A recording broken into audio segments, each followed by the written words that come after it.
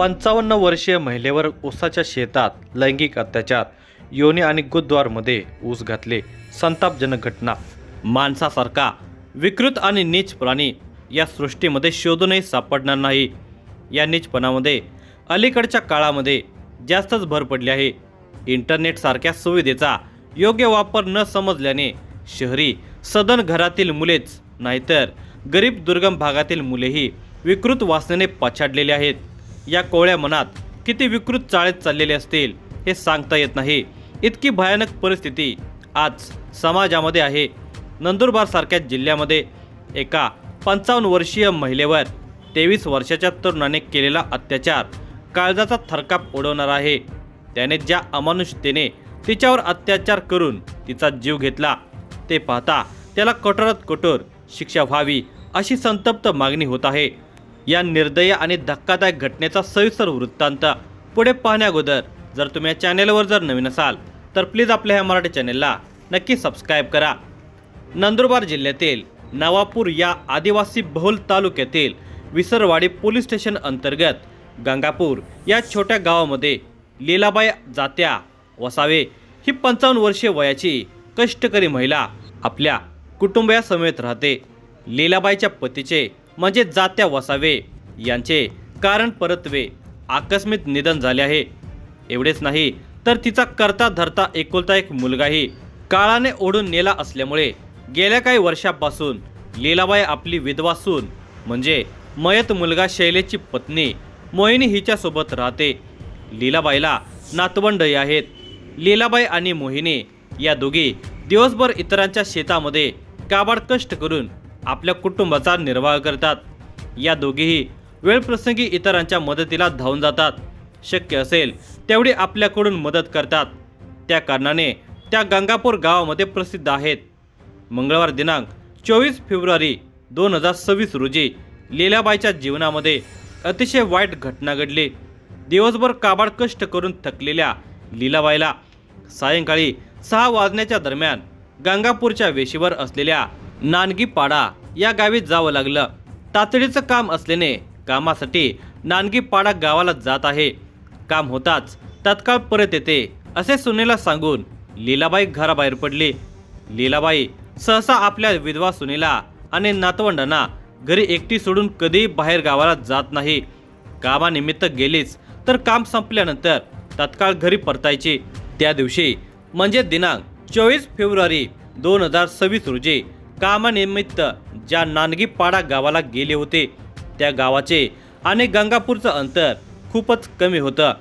पण रात्री 9 वाजले तरी लीलाबाई घरी परतली नसल्यामुळे लीलाबाईची सून मोहिनी, नातवंड सुमित आणि सुष्मिता असे तिघेजण लीलाबाईच्या शोधार्थ नानगीपाड्याला जायला निघाले. गंगापूर गावातून नानगीपाडा गावाकडे जाताना रात्री 9:30च्या दरम्यान गंगापूर गावातील शेतकरी कृष्णा पुण्या वसावे यांच्या शेतालगत असलेल्या रस्त्याकडेला लीलाबाईच्या सुनेला म्हणजे मोहिनी हिला लीलाबाईचा चपला दिसून आल्या. लीलाबाईचा नातू सुमित आणि नात सुष्मिता यांनी आजीच्या चपला ओळखल्यामुळे मोहिनी मनातून घाबरून गेली. तिला दरदरून घाम फुटला. मन चिंती ते वैरी न चिंती असा प्रकार तिच्या मनामध्ये निर्माण झाला.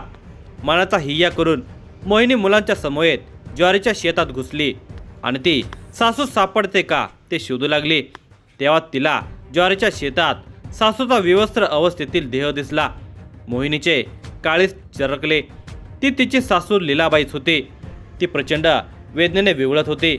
लीलाबाईच्या गुप्तांगात ज्वारीचे कोरडे ताटे खुपसले होते.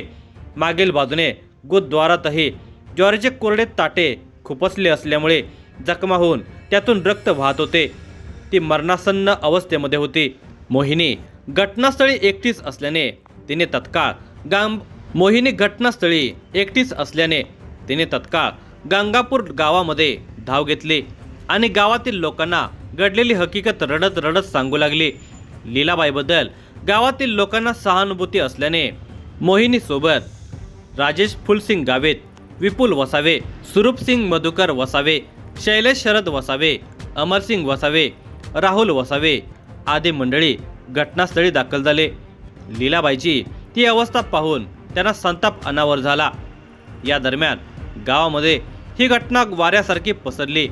गावचे पोलीस पाटील अनिल वसावे यांना ही घटना कळताच ते सुद्धा घटनास्थळी दाखल झाले। त्यांनी घटनेची माहिती संबंधित विसरवाडी पोलीस स्टेशनला कळवण्यात आली। माहिती समजताच विसरवाडी पोलीस स्टेशनचे सहाय्यक पोलीस निरीक्षक नरेंद्र साबळे यांनी आपल्या फौज फाट्यासह घटनास्थळी धाव घेतली। लीलाबाईला त्या अवस्थेमध्ये विवळताना पाहून सहाय्यक पोलीस निरीक्षक नरेंद्र साबळे व त्यांच्या सहकाऱ्यांचेही अंग शहारून गेले। तिची अवस्था पाहून विसरवाडी ग्रामीण रुग्णालयात तिला दाखल केले। घटनास्थळाचा आणि तिच्या जखमी अवस्थेचा पंचनामाही करण्यात आला।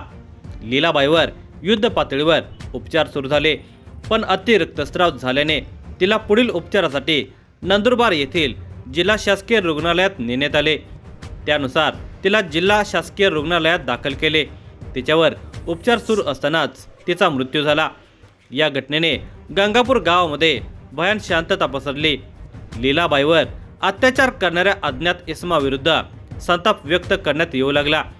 या घटनेची माहिती पोलीस अधीक्षक श्रवण दत्ता यांना समजताच त्यांनी विसरवाडी पोलीस स्टेशनचे सहाय्यक पोलीस निरीक्षक नरेंद्र साबळे आणि नंदुरबार जिल्हा स्थानिक गुन्हा अन्वेषण विभागाचे पोलीस निरीक्षक हेमंत पाटील यांना तात्काळ प्रकरणाची उकल करण्याची व आरोपीचा शोध घेण्याच्या सूचना केल्या। कोणत्याही प्रकारचा पुरावा नसताना घटनेवर प्रकाश टाकून या घटनेतील गुन्हेगाराचा शोध घेऊन त्याला गजाआड करण्याचे आव्हान विसरवाडी पोलिसांच्या समोर उभे ठाकलेले होते। वरिष्ठ पोलीस अधिकाऱ्यांच्या मार्गदर्शनाखाली विसरवाडी पोलीस स्टेशनचे सहाय्यक पोलीस निरीक्षक नरेंद्र साबळे यांनी पोलीस उपनिरीक्षक देविदास वडघुले, जमादार Ramchandra Mohne, head constable Suresh More, constable Sagar Chaudhari, Shyam Pendhare, Nikhil Thackeray, महिला कॉन्स्टेबल प्रिया मोरे आदींचा समावेश असलेले शोध पथक गठीत करून त्यांना मोहिमेवर रवाना केले। तपासाचा प्राथमिक भाग म्हणून विसरवाडी पोलीस स्टेशनच्या पोलीस पथकाने लीलाबाईच्या नजीकच्या नातेवाईकांचे, शेजाऱ्यांचे, लीलाबाई व तिची सून मोहिनी मोलमुद्री करायला जातात तेथील लोकांचे, गंगापूर गावातील रहिवाशांचे प्राथमिक जबाब नोंदवून घेतले। त्यावेळी पोलिसांची नजर गंगापूरमधील रविराज रजनीकांत वसावे, गौतम भावसिंग वसावे यांच्या प्राथमिक जबाबावर स्थिर झाली। घटना घडली त्या दरम्यान रविराज वसावे आणि गौतम वसावे हे दोघेजण गंगापूर गावातील सुमन दादाच्या टपरीवर शिळोप्याच्या गप्पा मारत बसले होते। त्यावेळी गंगापूर गावातील मणिलाल उर्फ टायबूत छगन वसावे हा 23 वर्षीय युवक धुळीने माखलेल्या अवस्थेमध्ये अनवाणी घटनास्थळाकडून घाईगडबडीत झपाट्याने जाताना रविराज आणि गौतम वसावे यांना दिसला।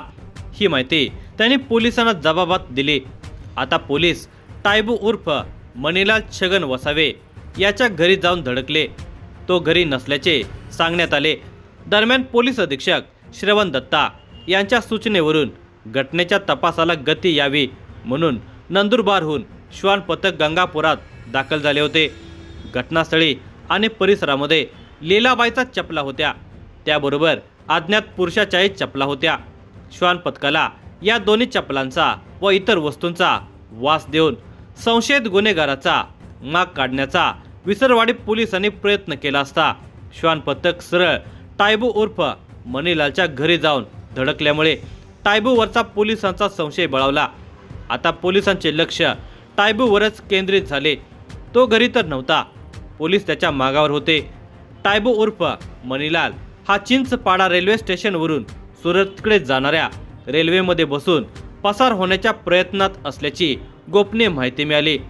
सहाय्यक पोलीस निरीक्षक नरेंद्र साबळे यांनी शोध पथकाला तत्काळ चिंचपाडा रेल्वे स्टेशनवर पाठवले।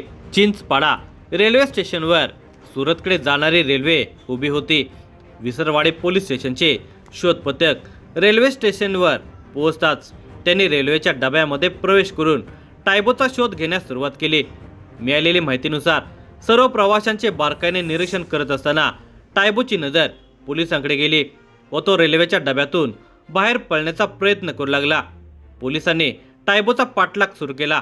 टायबू आदिवासी तरुण असल्याने काटक आणि धावण्यामध्ये तरबेज होता, तरी पोलिसांनी टायबूचा पाठलाग करत त्याला ताब्यात घेतले। टायबूला विसरवाडी पोलीस स्टेशनमध्ये आणले। सहाय्यक पोलीस निरीक्षक नरेंद्र साबळे यांनी त्याच्याकडे चौकशी केली, पण टायबू चाणाक्ष असल्याने तो आपण त्या गावचे नाहीच अशी भूमिका घेत होता। यावेळी शोध पथकातील पोलिसांनी त्याच्यावर प्रश्नांचा भडीमार करायला सुरुवात केली, तेव्हा मात्र त्याचे अवसान गळाले आणि त्याने आपला गुन्हा कबूल केला।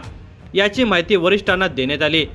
कोणताही पुरावा नसताना या घटनेवर अल्पावधीत प्रकाश टाकल्याने पोलीस अधीक्षक श्रवण दत्ता व वरिष्ठ पोलीस अधिकाऱ्यांनी सहाय्यक पोलीस निरीक्षक नरेंद्र साबळे यांचे अभिनंदन केले। मयत लीलाबाई जात्या वसावेची सून मोहिनी शैलेश वसावे हिने विसरवाडी पोलीस स्टेशनला टायबू उर्फ मणिलाल छगन वसावे या 23 वर्षीय कामांध तरुणाविरुद्ध फिर्याद दाखल केली। त्या आधारे त्याच्यावर गुन्हा दाखल करून टायबूला गजाआड करण्यात आले।